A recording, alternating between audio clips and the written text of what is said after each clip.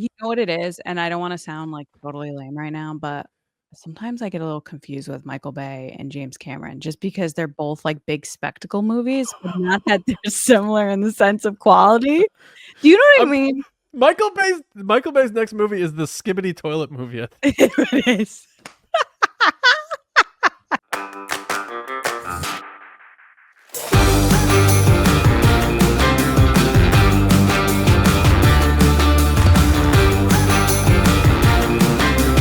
Hey everybody, welcome to Nerdy and Nice. We're here to have a good time talking about all the things we love in movies, TV, and pop culture outside of a galaxy far, far away. You probably might know us from the Resistance broadcast, our Star Wars podcast. We will not be having an episode this Thursday, but we'll be back next week. Just a little summer vacation, right, Lacey? Yes, much needed. Yeah. So how are you? How are things? And what did you think of the second Avatar movie? Really set me up there. I'm doing great, thanks. I haven't seen Avatar 2, which I just told you 2 seconds before this.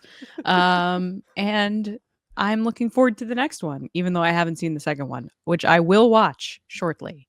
So, no worries. No, but all in fun. We're here to have a good time. So, Lacey, I just want you to know that I know you're a seasoned veteran of Legoland, but we finally gone to Legoland now. And How was it? great. Legoland was wonderful. It was such a good time. It's a great park. Yeah. Kids had a blast. We had fun. My feet survived. Away we go. But here we go. Oh, I should have done a shout out on TRB to this, but one of our patrons, Christian Morales, I don't know if you were there for this, but at Star Wars Celebration, he was talking about his like inserts for his shoes to help his feet because he has flat feet. Yeah. And he's like, I didn't know this, but you have to take out the sole that's in the shoe that comes with the shoe and then put that in.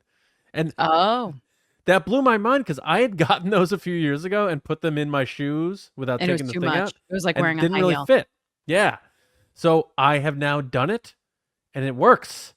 So thank you, Christian Morales. All right, Lacey, a lot to get into. But before we get into that Avatar trailer, which now, if you may have noticed, we kicked the show off for our main segments with trailer time now. Naked Gun. We kind of panned this trailer. We didn't think it was going to be a good movie, but it opened up to 100%. I said it had funny moments. I said I wouldn't see it in the theater, but there were moments that were funny, made me laugh. Yeah, I didn't. Maybe I was harsher on it because I just thought it looked ridiculous, but it opened to 100% on Rotten Tomatoes, and it sounds like it might be a surprise hit. And also, reports are indicating that there may be an actual romance happening between Pam Anderson and Liam Neeson. Adorable older people romance between the two of them. Is this real, or is it to promote the movie? No, I think they're actually dating. Like they fell in love while shooting this movie. Look at Liam Neeson robbing the cradle. Oh my gosh. I'm just happy for him because, he was married to his wife, Natasha Richardson from Parent Trap. And she had that terrible accident where she died. And to see that, it's just always nice to see people later in life still finding love, to me, is just such a nice, hopeful, wonderful thing that we all root for. So I might go see this because of that. But we'll see. It's hard. Yeah. Kids. Qui-Gon Jinn and CJ Parker together. She looks great. She looks so good. Yeah, he does too. He's 74. Mm-hmm. But yeah, I'm happy for them. That if it's real, then it seems very genuine. It's very interesting. They interviewed each other, and the clip was like, "What's the silliest thing that I've ever done?" He asked her, and she goes, "I don't know if I could talk about it. It might be a little illegal or something like that." Like some little comment. And I was like, "Oh, okay, Pam. All right." And then she said, she asked him what was the first thing you thought about me when you met me, and he said, "You're easy on the eyes." What an old school line. I was like, man, they are both laying it on thick. So if this is acting, like, good for them, but like I think it is genuine. I think they do enjoy each other. Interesting. Yeah, I think Naked Gun opens August 6th or something like that. I've Did I heard make good that up? things though. People that have seen it in previews and stuff have really enjoyed it. Yeah, all signs are that it's really funny. So I'm looking forward to seeing it. Oh, August 1st. So it came out this weekend. Mhm. Very cool. I hope it did Nice. well.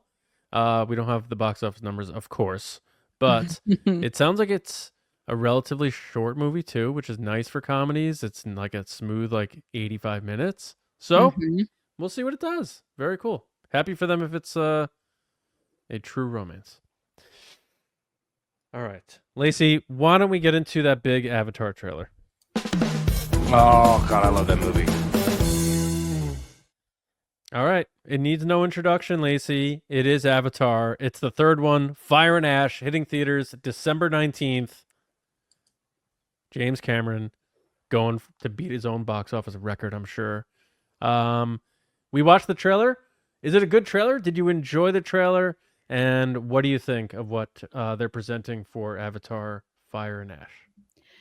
So trailer wise, I would say it's stunning. It looks amazing. The music's great. It's just like obviously these very serious moments. The CG is like visual effects are just like beyond anything you could ever imagine. The trailer itself is not great. It's just one big montage. They have glimpses of story here and there. And I'm sure it makes more sense to people that have seen the second one, which I have not seen. Um, to me, it didn't have like the thorough story that I'm looking for in a trailer, like that tells me where this is going, Mm-hmm. which if you haven't seen the second one or even the first one, this movie still should try to get you to want to see those things or this next one anyway, because they're trying to still get general audiences in. I'm not getting what the story is here, but it looks cool.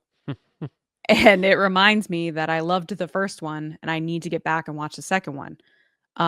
Also that Zoe Saldana won her Oscar for the wrong movie because she should have won it for this one, if we're being Interesting. honest. Okay. She's so good in Avatar. Um, Yeah. that yeah, she should have won it for that. But I think this is gonna break every record and people are gonna love it. And um who's the guy that plays Jake Sully? Sam Worthington? Oh, he's good too. Like he's really good in Yeah. this. Yeah. So, yeah, I'm looking forward to it. I gotta get up to date before December 19th. Maybe we'll go see it. You wanna go see it? Yeah. Yeah. Sure. I'm down. It looks good. What are your Yeah. thoughts? Because you've seen the second one, so some of this makes more sense to you than it does to me. Yeah, I'll admit though, with Avatar, and I remember when I did my review of Avatar 2 for the channel that I said this back then. Like Avatar shows up, I get vested in the characters and stuff, but then it leaves me. It doesn't have Mhm. this it doesn't have like a legacy mythical storytelling staying power like Star Wars does or other franchises do for me. I don't know why that is. Um but it looks good. It like we know these movies are going to be great. So any commentary about the visual effects for a James Cameron movie in 2025 like It's is going to just be pretty obvious, yeah. pretty obvious. What I think this story is going to do is going to be different, and I'm not going to. This shouldn't spoil anything for you, but based on some of the things that happen in Avatar 2, um, when I take that and add the fact that this movie's adding an aggressive species or tribe of the Na'vi, which we haven't really seen. It's been Mhm. sort of Na'vi versus human. Um, and it gets a little muddled in the second one, but it's still human versus Na'vi. This is going to make the infighting like things happen in the second movie that sort of split the families apart in weird personal ways because of things that happen. And I Mhm. think it's going to be one of those we have a new enemy in our own world. We need to stick together as a family, and that's going to bring the families back together to fight this more aggressive version of the Na'vi. who I imagine eventually will come around and realize there's a bigger threat here. It's like how I always thought. Which is the humans. The humans are always the threat. Right. So, yeah. And that's the way I kind of always thought about, like, if the only way Earth would ever have world peace is if we were invaded by aliens and we all had to, like, unite, like Independence Day, and come together and settle our differences and realize we're a very small marble in the grand scheme of things. Which rumor has it they're coming November 2025. That's the new rumor. Yeah. Okay. I saw someone tweet because like some scientists said that they're like noticing hostile lights out and they're gonna arrive and whatever. Someone quote tweeted and was like, you know what, this might be a good change of pace. Let's see what happens. We're like, yeah, can we come with you guys? What do you guys got going on? Yeah, you guys have ping pong and beer? Like, let's go. Like, what if they're like Alf and they're like cool aliens or ET? Probably not. But anyway. We'll do our conspiracy alien theory episode probably in another day, September or something like that. But yeah, overall, it's gonna be a knockout. It's gonna approach $2 billion, maybe even make more. Especially if it's really good. And James Cameron really has never missed. So it just, I kind of wish he still made that third Terminator movie. I just love that he has already come out and been like, yeah, I'm directing the fourth one, the fifth one. This is it. This is it for me. I'm still doing it. And you have to appreciate the dedication that this is his thing. He's pushed technologies, created technologies that didn't exist. My favorite thing about him that we talked about a year ago was him telling the story in the interview, I think from Empire, when they first kind of teased at what was coming with Avatars. He said studio executives walked in and were like, oh, we're going to need this movie cut down to 2 hours. And he's like, get the F out of my office. And the person just left. Like, he just has that ability to be like, no, I'm not doing that. I'm telling the story I want to tell, which is very George Lucas of him, by the way, which we talked about on TRB. Yeah. He's committed to this. And I have to appreciate that he has a vision here that he wants to see through. I'm not sure where it's going, but this new evil girl looks cool. The one that's like, your goddess has no dominion here. Great line. Great line, by the way.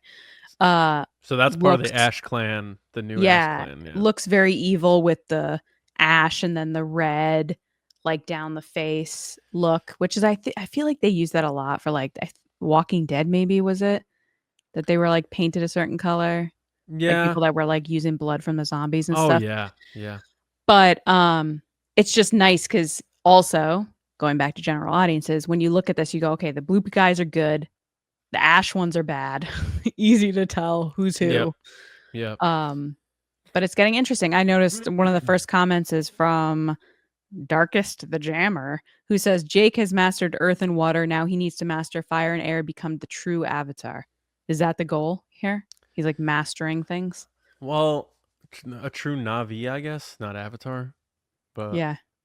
I mean, it makes sense because it's like what? Air, fire, water, earth. I don't know if it's about mastery or if that's any kind of goal because that hasn't been laid out in the narrative. But you know, they do try to teach their children how to become one with the ocean in the second one, and in the third one, there's clearly volcanic stuff happening. So yeah, it's in that realm. We might as well talk about the story we were gonna do in What's Happening since we're talking about Avatar right now. Okay, go for it. So it's a first look at David Thewlis's character, which is also from Empire, by the way. Just brought them up, so it's also So this guy is best known from being in Harry Potter. He played the guy who I believe became the professor of dark arts after Snape was no longer professor of dark arts. Is that right? Oh, he's the werewolf guy. Yes, Professor Mooney, right? No. It is. Oh, the pompous guy. Remus Lupin. Oh, Lupin. Yeah. Lupin. Yes. But yeah, so that's what he's best known for. So he's playing a character that I don't believe is part of the Ash clan. It's a part of like another clan, the Sky clan, I think. Which is air, I would assume. Yeah. But yeah, it's just another look at a character entering the fray and also adding a variable to the story because now you have all these different groups. Like they met The Wind Traders are the air the people. Wind Traders, right? Thank you. Yeah. Because they met another family in the second one, the Ocean Clan and the Water Clan. And I guess they're the Land Clan. What are we calling like the main protagonist family? Are they The Na'vi. So I thought they were all Na'vi though. Is that not Oh. it? No. I don't. I'm just looking at what. So Natiri and Jake Sully are the Na'vi that are from Earth part that got destroyed in the first movie. Right, right. So Oh yeah, Navi's a clan. Right. Okay. so I guess Na'vi is like the main people. Yep. Yeah. But he goes on to say basically that everybody should hold out and get ready because it's a long journey. For like beginning to end. Like everything's gonna be explained. He's not leaving anything unsaid.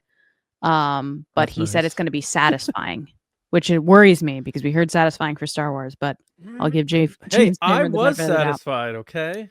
That's fine. That's fine. He does say the Godfather movies had a big impact on me, and I remember I really wanted to go on that epic novelistic journey of those characters.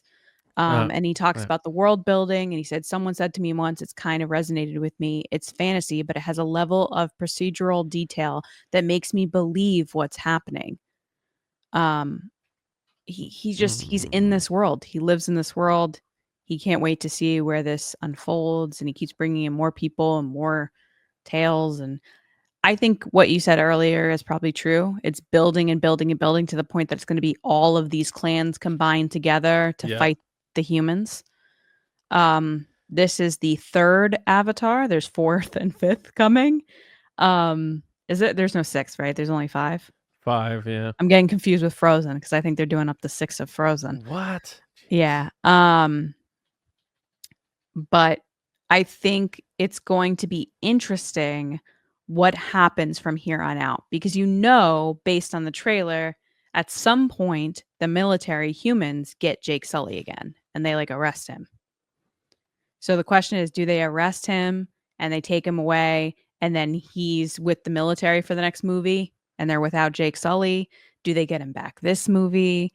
Like, is this kind of the Han Solo Carbonite moment of like, what goes on from here? Is this the low point of the series where everyone's like, oh my gosh, where do we go from here? Conflict. Yeah. Yeah. Where do we go from here? And then it's like 2 movies of kind of resolution and then the big epic battle at the end. Yeah, probably. I mean, this is probably going to be the most intense and dramatic movie of the 5 because it's right in the middle. Because Jake Sully doesn't have a body anymore. No. This is it. He's this guy now. He's that's him. So if they take him and then take the body away, they're taking Jake Sully. It's not like, hey, we're taking his body back. The military's like, you stole this equipment from us. Yeah. I'm definitely interested. I'm gonna go see it for sure. I need it to stick more with me or something, like I was saying at the top. I don't know. I gotta go back and rewatch. Maybe that should be our next watch along. It's a long one, so that's tough for watch alongs. But oh yeah, you're right. It is like, was it like 3 hours? Oh, at least. Yeah. Ooh, I think you said you took a bathroom break, and then James Cameron was like, "Whatever, go to the bathroom. I don't care." Isn't that what he exactly. He's like, I don't care. So it's like the second one was like I feel like 3 hours and 20 minutes, and Jeez, I don't like the Godfather drop there. Like, is he saying? I thought you'd be hyped for that. Well, I think the Godfather is a little better, well written than like James Cameron makes the best movies, but I don't think anyone has ever said like he's the best writer for dialogue and stuff. It's like that's why I picked that quote. I thought you'd be hyped for that. I am hyped because I mean he's James Cameron. He doesn't need to like say what influenced him at this point. So I do like that he's approaching it from this familial, the 5 families thing. There is a little weird alien mafia sort of feel to it now when you put it in that light. But it's just like I feel like that he is a huge ego guy too, and it's like almost like, but he's so honest about it that we like him. I think He doesn't try to hide it and pretend he's some nice, sweet guy like James Corden or something. He's like, Yeah, I no, don't think he does that. I think he just I'm an sticks by- a-hole, and I'm just being honest with you. Like, And he's he like Tony delivers. Gilroy times 10. Right, but the thing is he delivers, and these studios go whatever No, James yeah, wants.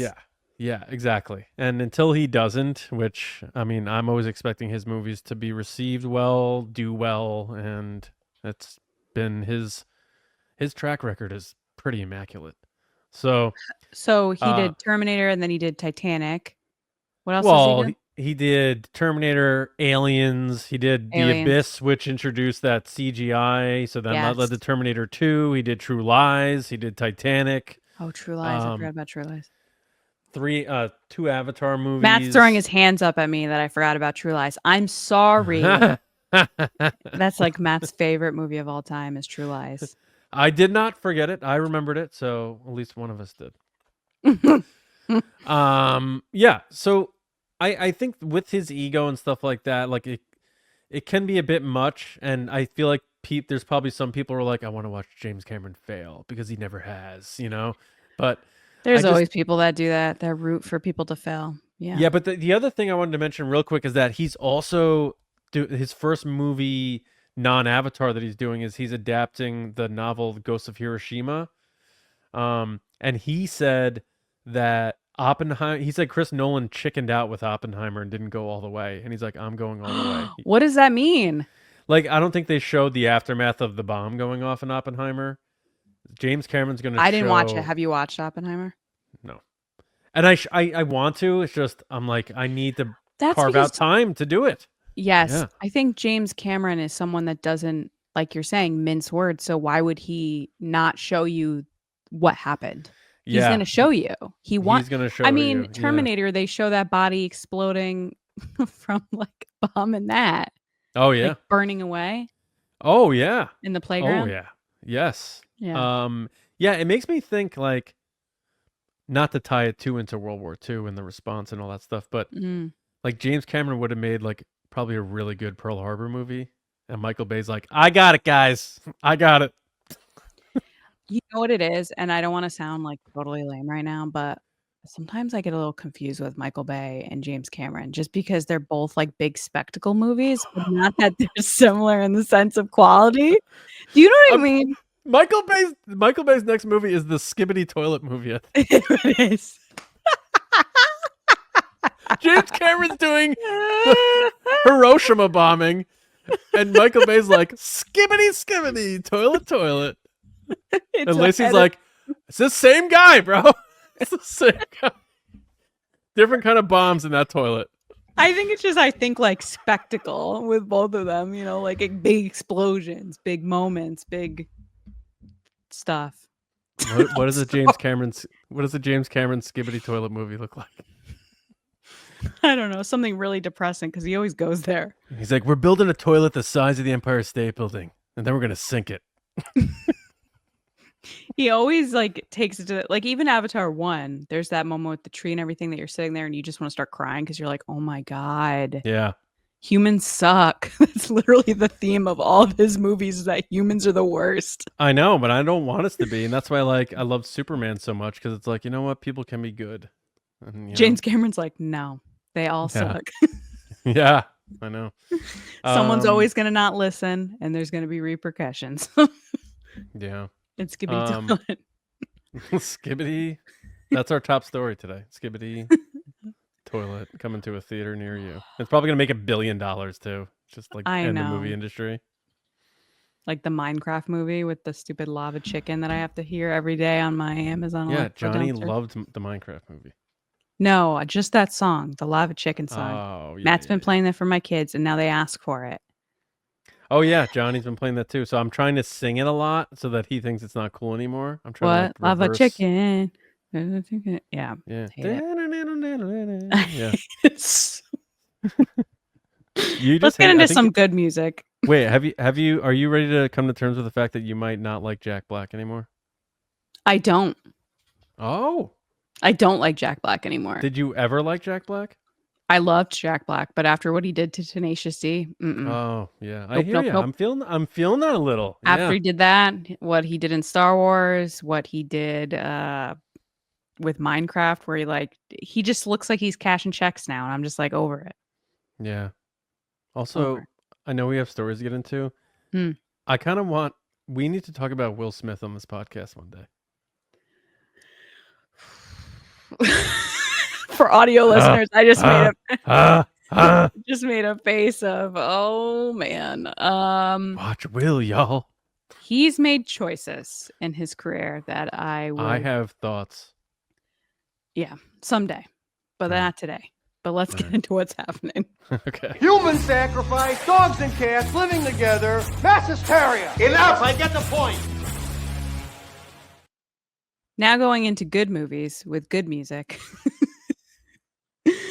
Our first story today, continuing on its domination this summer, to no one's surprise because I have great taste, is K-pop Demon Hunters on Netflix. It is doing extremely well. This is coming from The Wrap, where they break down some of the information coming out of Netflix, which it is now the #1 animated feature, original feature from Netflix. It had a massive 26.3 million views, topping the previous week of 25.8 million. A week before that was 24.2 million. And this is its 6th week. It is the most popular Netflix animated film of all time, according to Netflix. And they're calling it their Frozen, which I thought was an interesting way of describing it. That isn't well, yeah, especially you saying they're going to be doing 6 of those. So Yeah, so Netflix is mulling over basically a franchise now. This is their next step. So we've talked about it on this podcast plenty of times. Stranger Things, Wednesday, Squid Game, all those things they've been pumping out this year, they're coming to an end. Except Wednesday, obviously, but Squid Game and Stranger Things especially, they're coming to an end. They got to find their next thing, and they think that this could be it, or at least one of them. So they're mulling over 2 sequels, a live action remake, and a stage musical as part of a massive push for the franchise. It is making ridiculous amounts of money for them from streaming and also streaming music. And that's why I think they're comparing it to Frozen, because similar to Let It Go or with Encanto, with the We Don't Talk About Bruno, the songs have been killing it on the Billboard chart. I know I have nonstop been listening to that soundtrack every day forever since I watched them. My kids are obsessed with Soda Pop. My daughter just got into Golden. We're streaming it all the time. And my husband hates Soda Pop and it's on all the time. So when I'm watching them, it's Soda Pop. When he's watching them, it's Lava Chicken. and True Lies. Between the two. No, but this is just like a big deal that this thing is happening so quickly. We talked about on TRB last week how it's important nowadays for not only to have good marketing, but to have really good word of mouth. And this is one of those things which seems to happen on Netflix a lot. It's like a very slow burn. And if you are a patron of ours, get ready, because James made a surprise appearance on one of our Patreon exclusive mini episodes. Yep. And he talks about K-pop Demon Hunters and how his son was like, everybody's talking about this movie, Dad. So if the young kids are talking about it, then it's cool. John, what are your thoughts? I'm wondering if now I should have my kids watch it. I didn't know if it would be appropriate or not, though, but It is a little scary at times, I would say, with the monsters and stuff. Like Yeah. they're a little creepy, but then they make it jokey. So that's why I Yeah. think yeah. you can get away from it. The ending is probably the creepiest with like the crawling ones and Yeah. the train part, but the funny ones in the beginning aren't too bad. You could probably fast forward.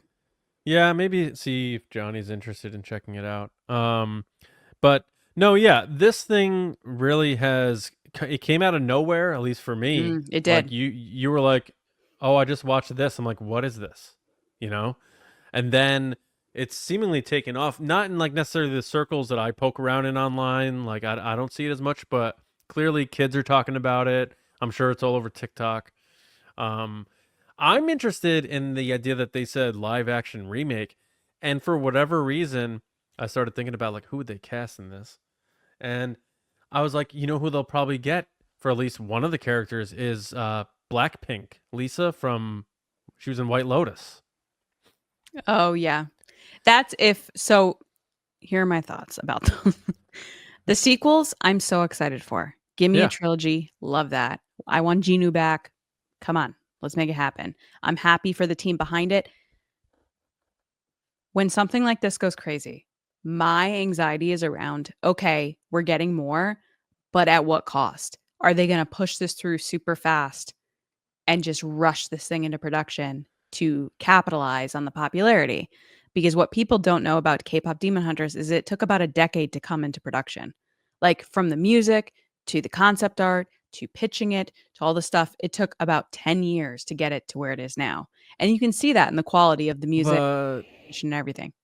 But they're gonna just go for it, and like they did with Squid Games, the reality show. I just don't want them to rush it. That's all. I don't want them to rush the sequel. I want it to have the story that it should have. Oh, I sure, want yeah. the quality that we got with the first one. I don't want them to rush it through. I think that they're going to re-release this in theaters because they're going to push for an Oscar and they can't if it's not in theaters. So I wouldn't be surprised if they re-release it in theaters for a couple weekends just to get it, the possibility of getting it with the Oscars for like original songs or animated feature. Yep. I hate the live action remake idea. I hate it. I don't want it. I think it's not necessary. And going back to, again, something we talked about on TRB about San Diego Comic-Con with Guillermo del Toro talking about, in the past, he's talked about animation being not necessarily just for kids, but a medium to tell a good story. I don't think everything needs to be live action. We can just disconnect that. And it doesn't have to, it could just be animated.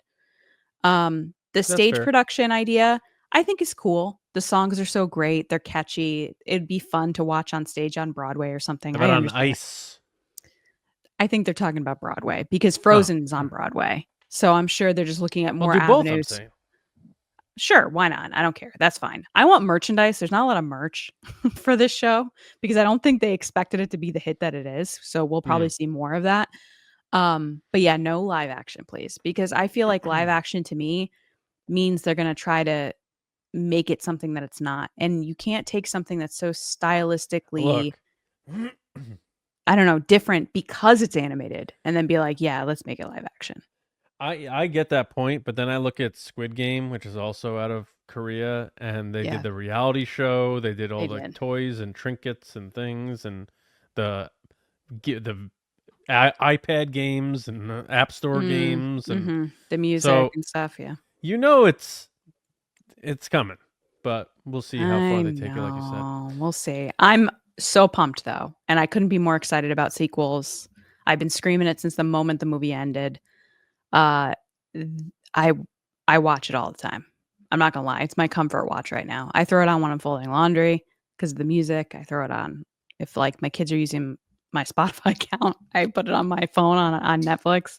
So we'll see how it goes. But moving into the next story, getting back into some comic book stuff, which is Thunderbolts director Jake Schreider calls X-Men inherently interesting and complex material as he preps for the New Mutant revival.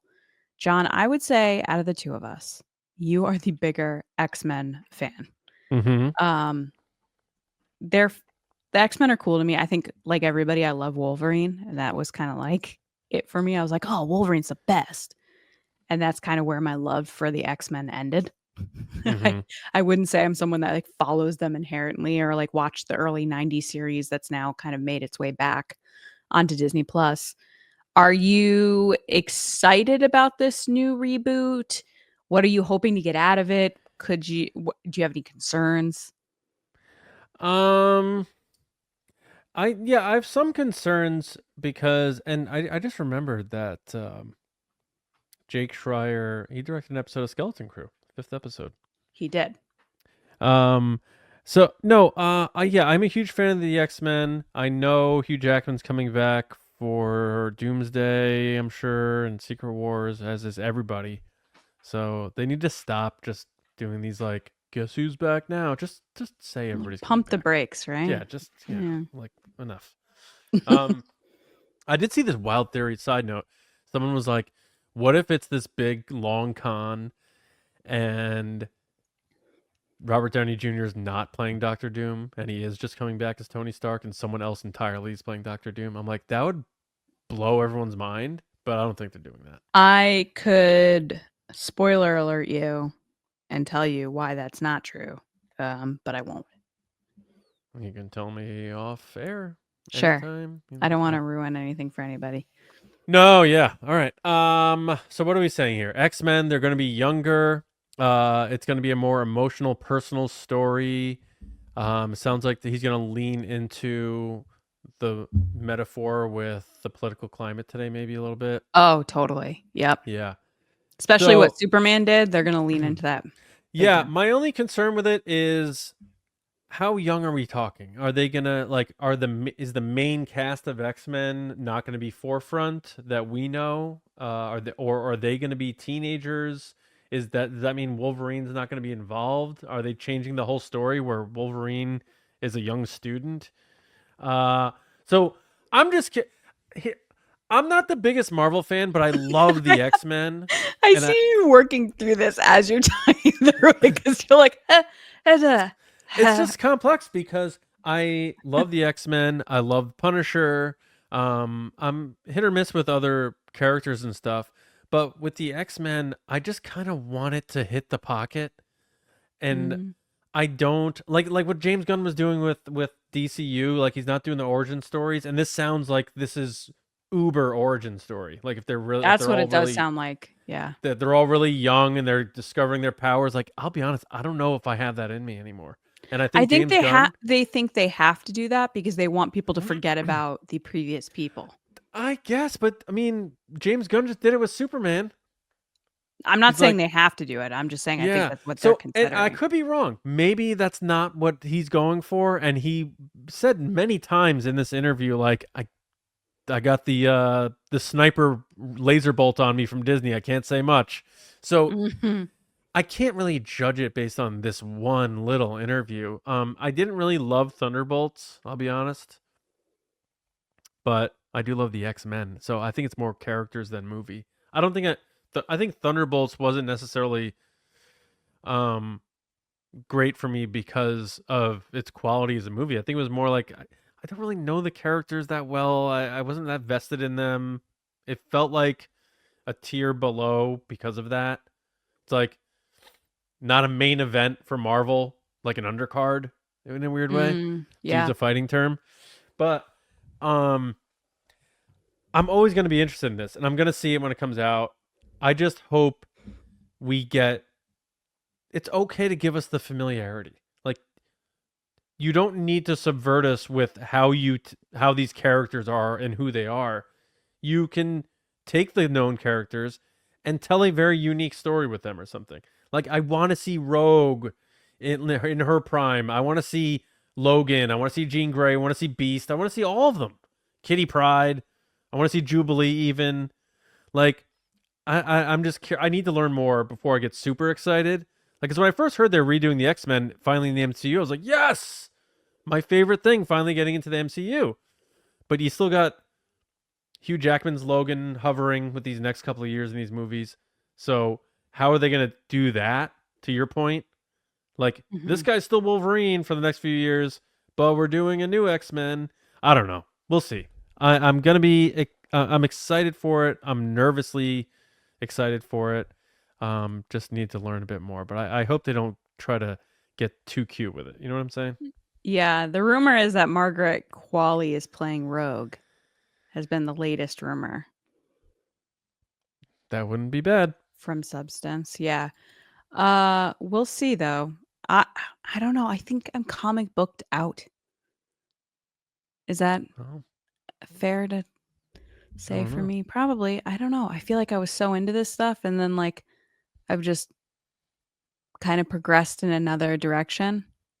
I think it's because I've done all my kind of nerdy obsession stuff with Star Wars, that it's like hard for me to get back into the comic book stuff and follow along, because there's just been so many What about DCU? Are you gonna go for it or not? Yes, I'm going to watch Superman when it comes on digital because I won't be able to get to the movie to see it. I'm being honest with myself. So I know it's unfortunate. I wish I had time. I just don't. I don't. I don't.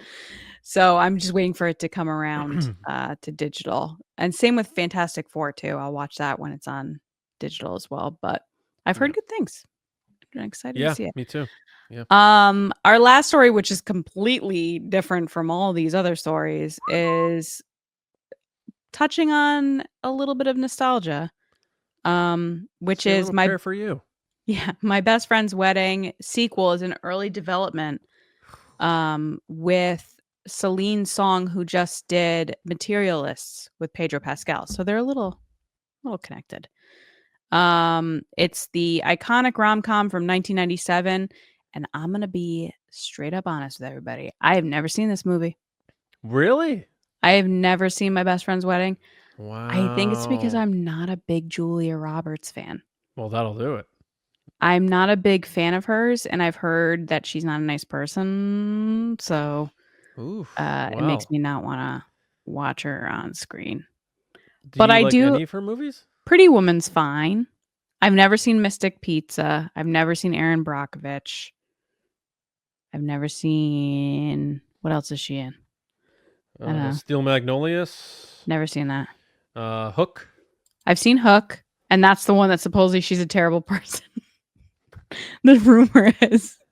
But anyway. With Spielberg or something, right? They got into it? He was like, he put out an interview being like, I will not work with her again. And she was like, how dare he? Conspiracy Theory was a good movie. Pelican Brief. Sure. All right.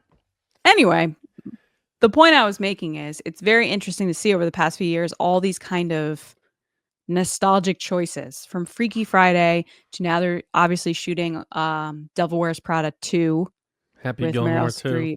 Happy Gilmore 2. I'm just saying that if the story's not there, why keep doing it? From Bridget Jones' Diary stuff to this, why can't we get new original rom-coms? Why do we have to keep going back to ones that are seen as in this article? I know, seen in this article as iconic, which I guess I'll have to give it a chance, to just let it be what it is. Like, why do we have to keep kind of milking it? Yeah. I guess that's my opinion. And which plays into what is our next segment, talking about the worst sequels to a great movie. Well, you didn't ask me my thoughts on the Oh, sorry. Do you have thoughts? I didn't know if you had any. No. Great. Thanks for bringing it back there. That was the worst sequel of a conversation I've ever heard. No, I probably saw the other one when I was working in the video store or something. I have no idea when, but I remember seeing it. And I like rom-coms, but that one, I probably have to give a rewatch to decide whether or not I like it. And I think too late for a sequel. 30 years. Like, what are we doing?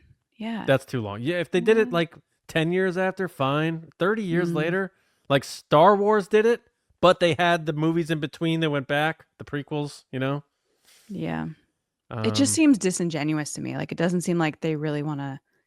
They're just like, hey, let's just make some money. Yeah, like, what's that guy's name? Dermot Mulroney or whatever? Dermot Mulroney? Oh, he's in Hunting Wives. Have you seen that on Netflix? No. That show is wild. Oh, yeah?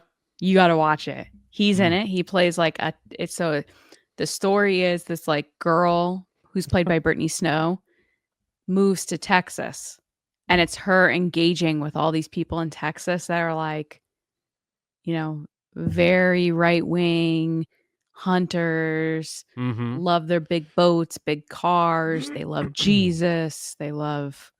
And she's coming from Boston, and she's like, this is like a whole new world for me. But she has like, I guess, a background. I'm only just getting into it, like a background as working for politics up in Boston. So it's like she has a little bit of a different perspective. It's interesting though. Oh man, it's weird. But he's like one of the main people in it. Still looks good. Gotta give it to him. Yeah, well, I was gonna say, like, what's the plot of these movies gonna be? These rom-coms, like, I don't know. But I bet Kathleen would love that show, by the way. Old Old love. Yeah, maybe the other one dies and then she gets back with the best friend. It's going to be called 4 Funerals and a Wedding. I guarantee it. Stop. I guarantee they're all dead because they're old. Oh my gosh. All right, let's get into our next segment, which is this is called You're the Worst. Speaking of Book which, that, though. I'm telling you. Book that. Okay.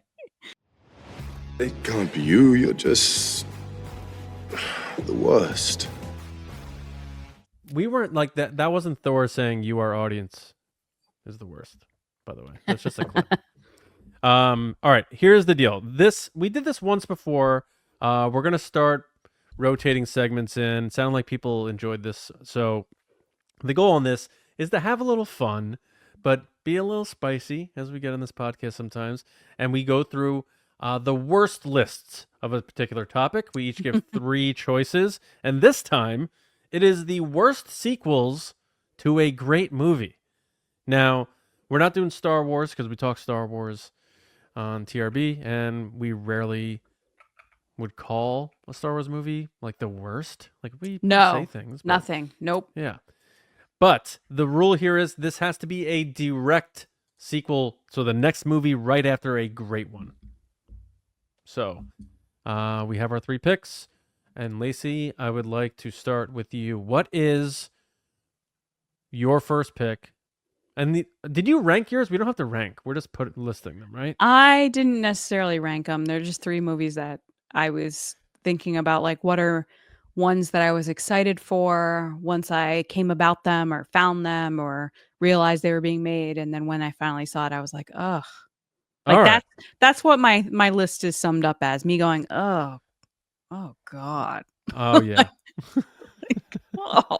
Oh, like you ate something bad. You're like, Yeah, oh. like, yeah, not good. Like you bite into a cookie and you think it's chocolate chip and it's a raisin. And you're like, oh. I like oatmeal raisin. Oh. It would be more like, I don't know, just open up milk that's gone too bad. You're like, oh.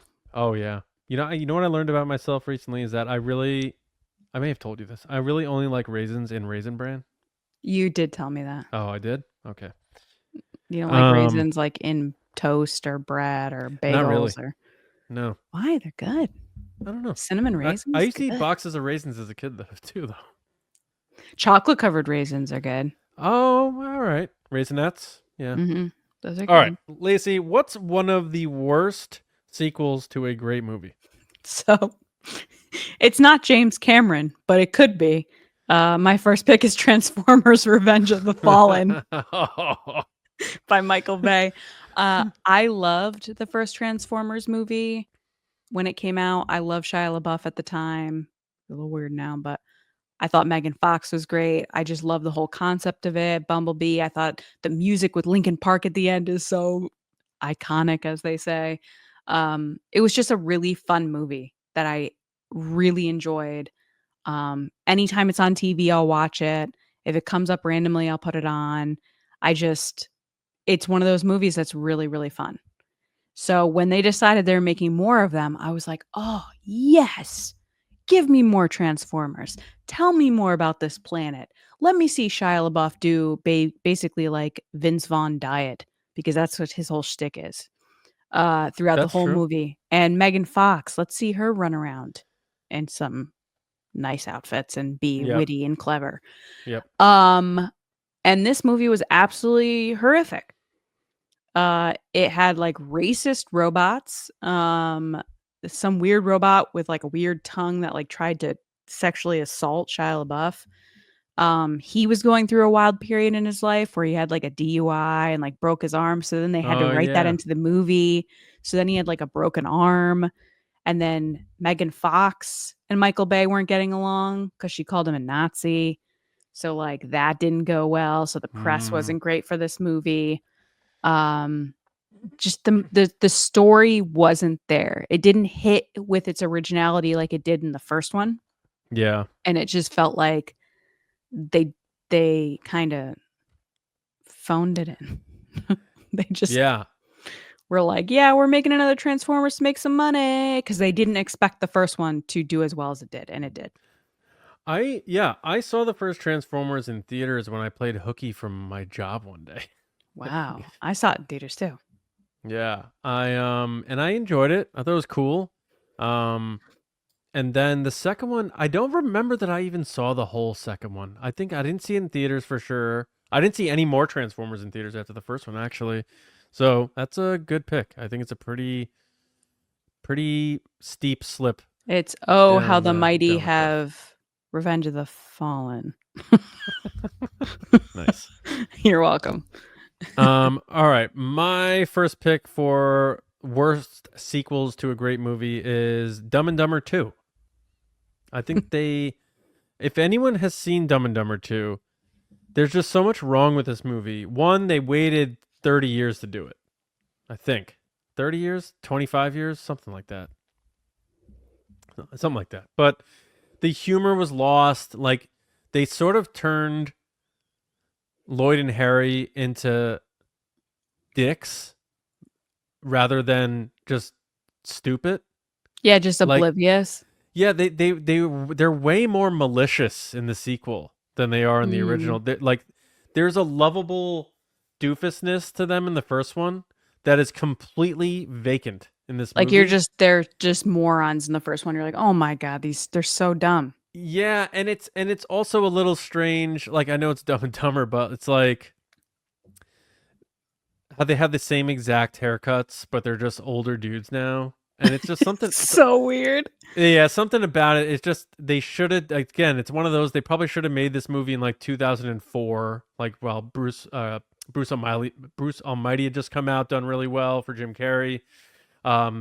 It would have been a little closer to probably the characters of the first one. Like, when you stretch things out that long, especially I'm noticing with comedy, it's really hard to recapture that. And that's why I'm really nervous. And we didn't do the trailer for it because I'm really nervous about it. Spinal Tap 2. I think that might be really bad. And I really sent that to you. I was so excited to send it to you. Oh, I want to see it because I love those guys so much. Because Christopher you've brought it Guest, up Michael before. McKean. And I was like, Yeah. oh, they're making another one. I'm just a little worried that it's been so long and maybe they don't have their fastball anymore. And that first movie is so based on that on the spot improvisational humor. We'll see. But that's how I felt about Dumb and Dumber 2. It's just, and I was so excited for it when they Isn't announced Jennifer it. Lawrence in it? In what? Dumb and Dumber 2. If she is, I don't remember. I think she is in it. Maybe She plays like their daughter or something. there is a she? daughter involved, based on the character they talk about in the first movie when they're in the hot tub. Like, they both like hooked up with the same person or something like that. Weird.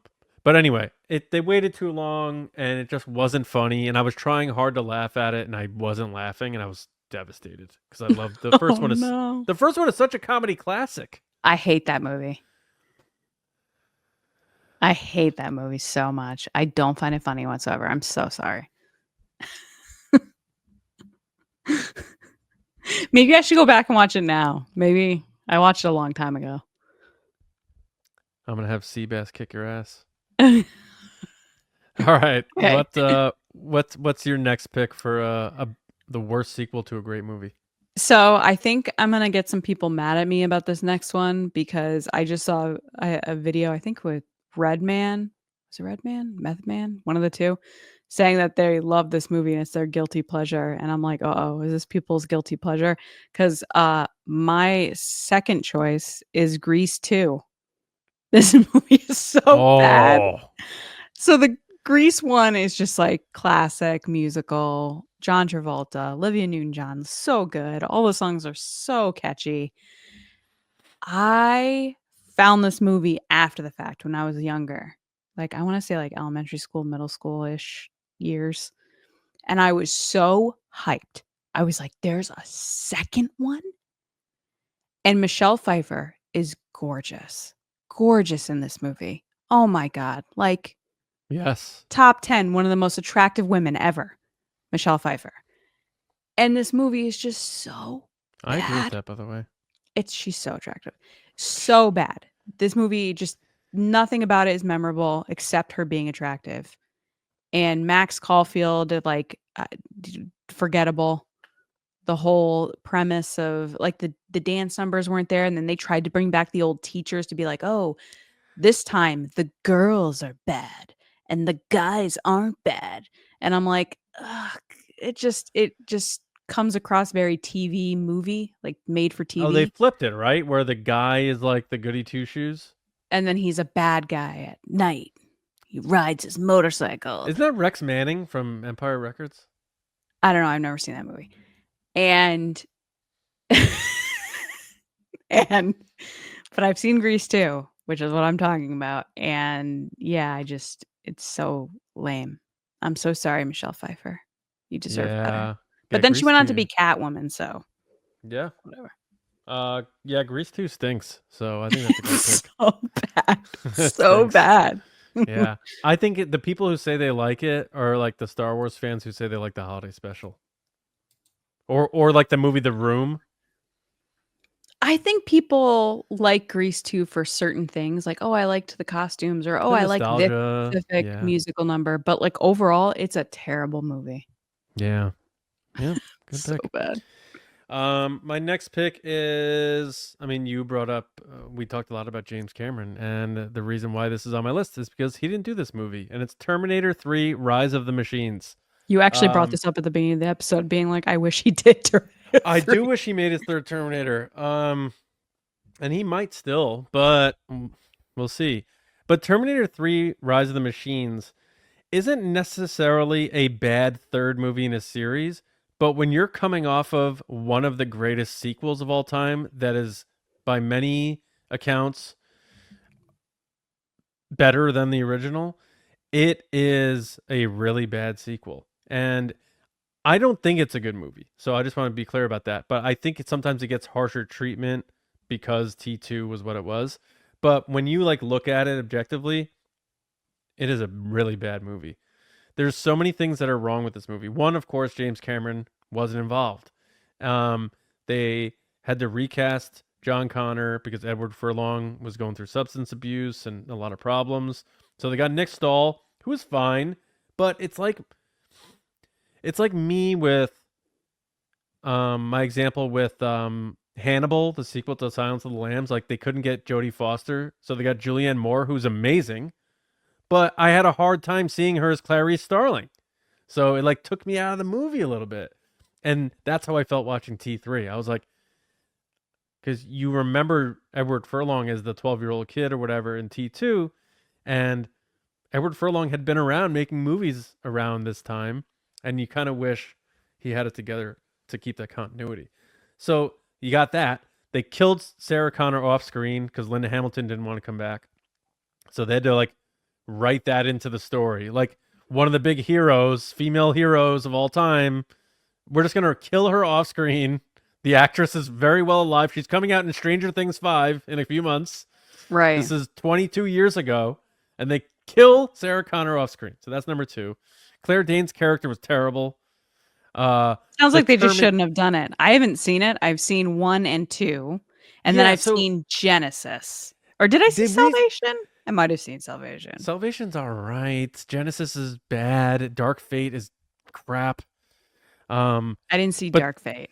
But then this one, like the Terminator in this one was a female Terminator. She's like this smoking hot blonde Terminator who is even better than the Liquid Terminator because she can go digital. Smoking hot blonde. What? Well, that's how they position her in the movie. They sexualize the hell out of her in the movie. Like, if you watch it. This is the 90s, smoking hot. Okay, take it easy. Freaking Pride and Prejudice. What was that, 2005? We're talking about that? 2005, yeah. Yeah. So anyway, she's like digital now, so she can like reprogram things and like shape shift into little pixels. And Arnold is wearing his age in this one. I think he was like 56. It just, everything about it is wrong, and it just wasn't good, and it sort of hurt the legacy because after that one started the chain reaction of, we're just kidding, this is the true sequel to T2. And then Genesis, and then it was confusing. Yeah, so T3 started the fall of the franchise, of the Revenge of the Fallen of the Terminators. So T3, one of the worst of all time. What's your last pick? So my last pick is a movie that is a sequel to a movie that some people don't like, and I understand that. But it's a movie that I enjoy, and I enjoy for its kind of ridiculousness, campiness, sci-fi, model building. Will I Smith. thoroughly Will Smith, which is Independence Day Resurgence. I knew this movie was going to be bad when Will Smith said no. That was Oof. the first step. I also knew this movie was going to be bad when they said that the daughter, Mae Whitman, I believe is her real name, who played the president's daughter in the first one, who was acting, she was in The Duff and a bunch of other stuff. They said she wasn't pretty enough to be in this one. And I was Is like, that true? Is that a real yes, confirmed thing? yes, Wow. it came from her mouth. That basically like she Jeez. didn't fit the part, even though she is the part. I knew Yeah. that this one was already on kind of like a lower tier for me because I was like, you're not going to bring back the girl that's from the first one. Like, why wouldn't you do that? And second of all, why would you even make this without Will Smith? Like, if you can't have Will Smith, don't make it. And they try to Yeah. make it with B Team Hemsworth, Liam Hemsworth, who sucks. He sucks. He was coming off of Hunger Games thinking he's all popular, and then he did that stuff to Miley Cyrus, and now everybody hates him again. And he was terrible in this. Absolutely horrific. And the movie was stupid. And like every little bit of it of like, oh, the scientist from the first one wakes up and he's also in this one. It's just Oh, all he's over the place. back? Yes. They didn't kill him?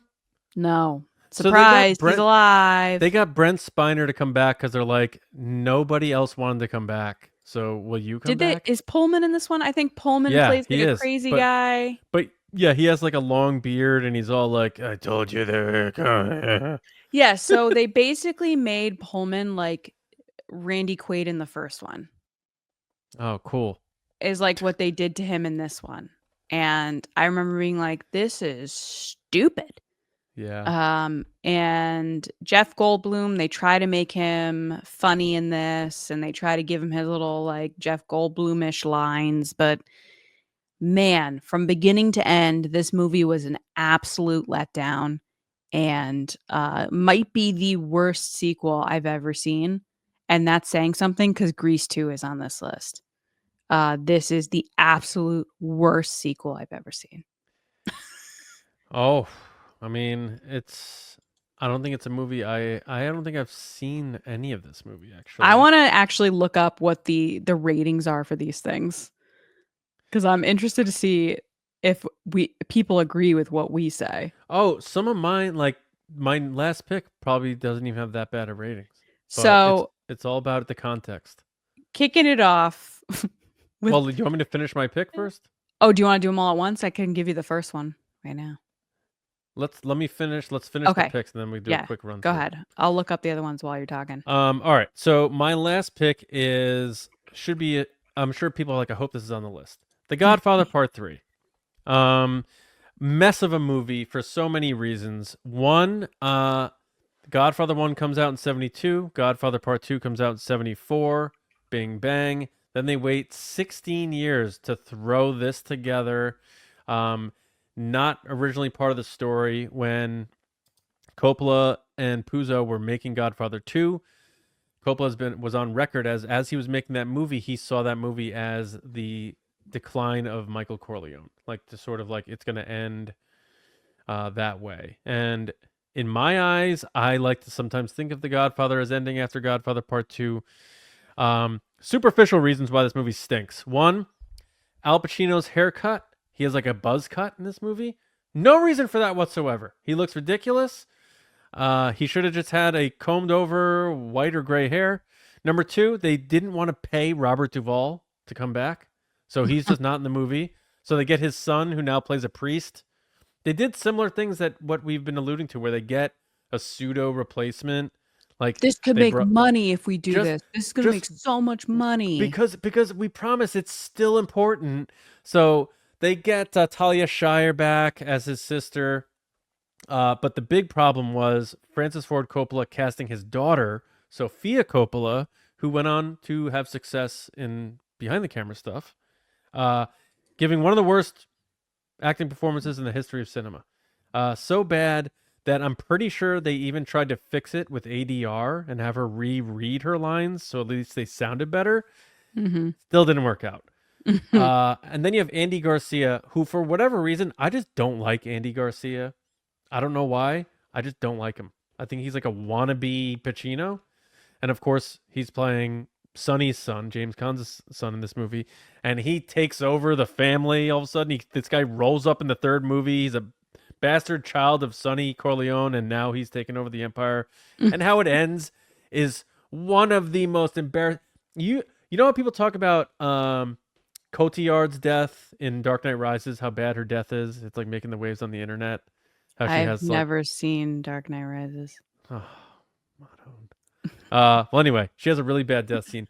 But there's a death scene at the end of Godfather Part 3 that is one of the most laughably embarrassing death scenes in movies. So Godfather 3, just a devastatingly disappointing end following two incredible movies. I'm sorry to hear that. Yeah. That sucks. All right, what do you got for those ratings? And then we'll get on out of here. So I do want to mention, completely side note, Happy Gilmore 2 is a 63% Rotten Tomatoes. It's That's rated insane. fresh, which is the same rating as Happy Gilmore 1. 63%. That is insane. K-pop Demon Hunters, 97% people. Oh, wait, are we going through everything we talked about on IMDb? No, it's just on the sidebar. Oh, you sidebarred it. All right. So Independence Day Resurgence got a 29% critic, 30% people. Mhm. Grease 2 got a 37% critic, 53% people. And Transformers Revenge of the Fallen got a 19% critic, 57% people. Yeah, people still like those movies. So Transformers is the best with the people, worst with the critics. And then the best with the critics is seemingly Independence Day. Best, yeah, Independence Day. No, sorry, Grease 2. So that's interesting. I do like going back and reading some of these reviews. This guy for Transformers said, eager to get myself into the right mindset for Transformers Revenge of the Fallen, I turned to the multiplex patron sitting next to me and politely asked him to slam my head against the forward seat back. Oh my goodness. All right, what are yours looking at? Terminator 3, 70% with critics. Absolute lunacy. They're like, do a revisit. And then 46% with audiences. Nah. More on point. Godfather 3, 66 critics, 68 audiences. I mean, people still liked it, but in the context of it being That's a sequel, it's not good. And then Dumb and Dumber 2. Oh, that's probably really bad.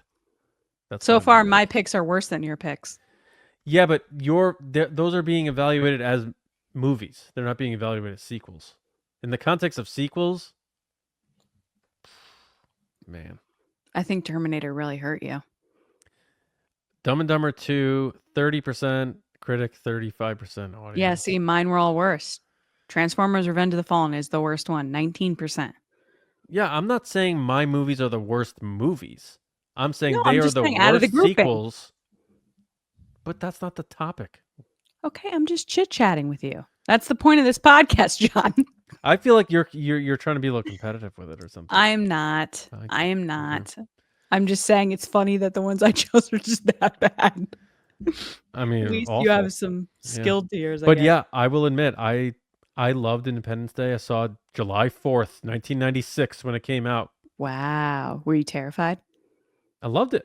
I was going to say it was very scary. Yeah, there might have been some. Yeah, I think the scene where they're in Area 51 scared me a little bit. When with the burst out, yeah. But I don't like that movie anymore. I feel like that's aged poorly for me. I don't know. Will Smith punching a guy in an alien in the face and then dragging it across the desert, yelling at it, doesn't age for you? What?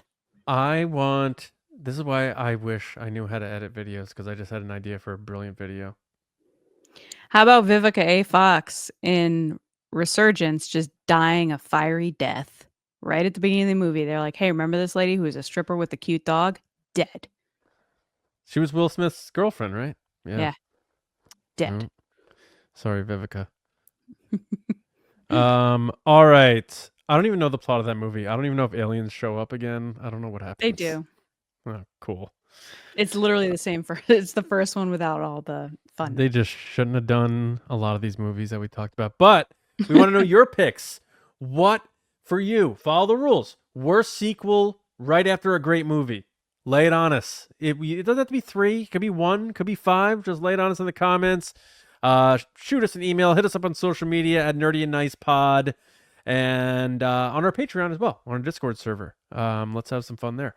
But thank you. We are at the end of the show. Thank you all so much for listening, watching, getting nerdy with us. It was a good time. Like I just alluded to, follow us on social media, Nerdy and Nice Pod, Spotify, and Apple. Go to trbpodcasts.com for a Nerdy and Nice shirt. I'm acting like this is one of them. It's not. But check out our Nerdy and Nice shirts there as well. And then make sure you're subscribed to the channel, youtube.com/@trbpodcasts. You're getting the video version of this podcast, the Resistance broadcast, reviews we do, bonus videos, all that good stuff. So join the party. For me, you can find me on social media, Johnny Hoey on Blue Sky, Johnny Hoey on Twitter, and my movie podcast, Just Like the Movies. Lacey, where can people hit you up? People can find me on social media at Lacey Gilleran and on TikTok at It's Lacey Gilleran. All right, that will do it for us. We will be back in 2 weeks. Yes. Yes. New Nerdy Nice 2 weeks. A reminder, no TRB this Thursday, back the following week. And that's it for us. We hope everyone has a wonderful week.